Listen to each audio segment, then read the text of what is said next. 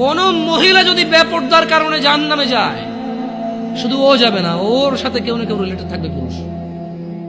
Could be father, বাপ হইতে পারে, বড় ভাই হইতে পারে, তারপর হচ্ছে স্বামী হতে পারে। যদি ওর জাহান্নামে যাবার রিজনই হয় বেপরদা, বেখোলা, খোলা মেলা চলাফেরা। মানুষ হাজার রিজনে জাহান্নামে যেতে পারে, আল্লাহ সবাইকে ক্ষমা করুন এবং হিদায়াত দান করুন, আমিন। হাজারটা রিজন আছে জাহান্নামে যাওয়ার, কিন্তু যদি কোনো মহিলা, এমন মহিলা যার বড় ভাই আছে, যার বাপ আছে, যার স্বামী আছে, আর ওদের থাকা অবস্থায় তার এমন একটা অন্যায়ের কারণে তার জাহান্নাম হয়েছে, যে অন্যায়টা হচ্ছে তার কি খোলামেলা চলাফেরা, তার জানাবা বিচারে চলাফেরা, তার বেপরদা অশ্লীল চলাফেরা, তাহলে ওই মহিলা একা জাহান্নামে যাবে না, সঙ্গে কাউকে নিয়ে যাবে। এবার যে লোকটা সংশ্লিষ্ট সময়ে দায়িত্ববান ছিল সে যাবে সঙ্গে। এটা খুব সিম্পল লজিক, কিন্তু কান টানলে কি আসে? কান টানলে কি আসে?